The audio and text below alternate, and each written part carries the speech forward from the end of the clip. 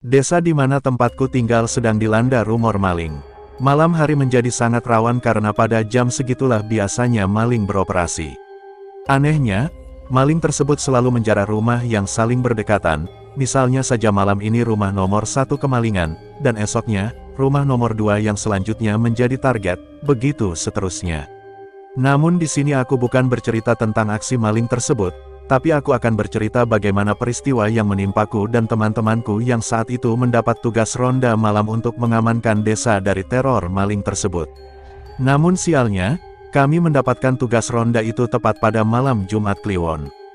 Saat itu desa masih minim penerangan, maka tak heran jika aku dan teman-temanku sudah biasa main di tempat gelap, hingga kami menganggap itu hal biasa. Tapi tidak setelah peristiwa ini. Pada malam kami bertugas ronda, salah satu temanku memberikan usul bagaimana jika kami menakuti-nakuti maling tersebut dengan menyamar menjadi setan. Kami pun menyetujuinya, dengan bermodalkan spray putih dan tali rafia, kami pun memilih setan pocong sebagai penyamarannya. Di desa kami kebetulan hanya punya 2 akses jalan utama, yaitu jalan masuk dan jalan keluar desa.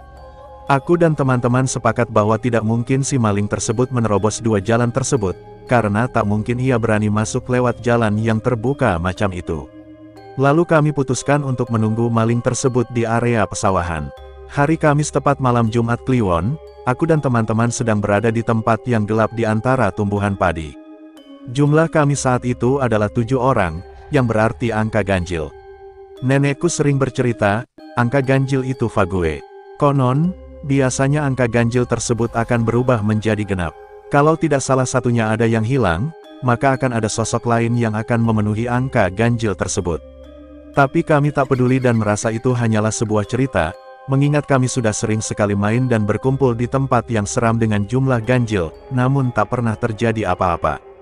Setelah beberapa lama kami di pesawahan, namun yang kami tunggu tak kunjung muncul. Oh ya, hampir saja aku lupa, yang menyamar menjadi pocong saat itu hanya 1 orang, yaitu Rian. Kami melakukan hal itu agar saat malingnya nanti muncul, aku dan 5 temanku yang lain bisa langsung mengejarnya. Berhubung kami keburu bosan karena tak ada orang mencurigakan yang muncul, kami pun akhirnya menyerah. Namun tepat di saat itu juga, Rian dengan dandanan pocongnya mendadak tergagap. Dia bilang kalau ia baru saja melihat sesuatu di atas langit. Kami terhenyak dan serentak mendongak ke arah yang ia tunjuk, hingga aku sadar bahwa kini bulu kudukku berdiri. Teman-temanku yang lain memandang ngeri melihat objek di atas sana.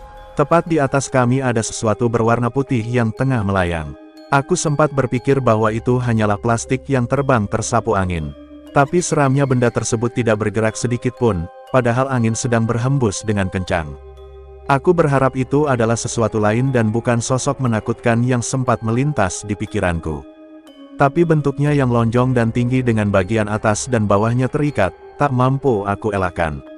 Memang si sosok itu terlihat jauh di atas sana, tapi 200% aku yakin bentuknya memang seperti itu.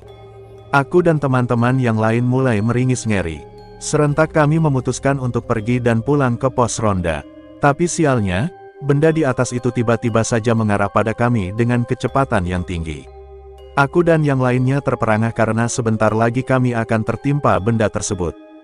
Bro, benda menyeramkan itu jatuh tepat di atas kami berpijak, entah sudah menubruk siapa, namun aku yakin betul kalau benda itu jatuh tepat di sampingku. Aku tak berani melihat dan tak tahu seperti apa wujud aslinya jika dilihat sedekat ini. Kami semua langsung panik, namun tubuhku tak mampu bergerak saking syoknya.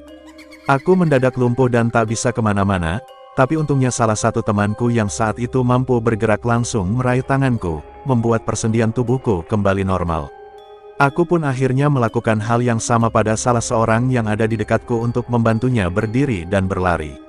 Aku terus berlari tanpa menoleh ke belakang, hingga akhirnya aku dan yang lainnya sampai di pos ronda yang ada di tengah-tengah desa. Kami masa bodoh dengan apa yang terjadi barusan, justru kami malah membuat lelucon tentang kejadian tadi dengan saling bertukar imajinasi. Tadi itu apa ya? Gue gak lihat, hahaha. Seperti itulah. Namun kami mendadak bisu, merasakan ada sesuatu yang janggal di pos ronda ini. Kata-kata lelucon kami barusan seperti hilang tertelan angin, membuat kami diam berjamaah. Kami kembali merasa merinding, bukan karena gelapnya pos ronda yang minim penerangan, Bukan juga karena kejadian kejatuhan sosok barusan, ataupun karena jumlah kami yang berkurang ataupun bertambah. Nyatanya, kami masih bertujuh. Benar-benar bertujuh. Tapi sosok yang memakai kain putih di sudut sana hanya terdiam di saat kami tertawa. Penerangan yang minim membuat kami tak sadar, sosok yang duduk di pojok itu terbungkus kain putih menutupi wajahnya lengkap dengan ikat tali putih di atas kepala dan bawah kakinya. Jantungku berpacu cepat. Itu jelas bukan Rian yang menyamar. Itu, pocong.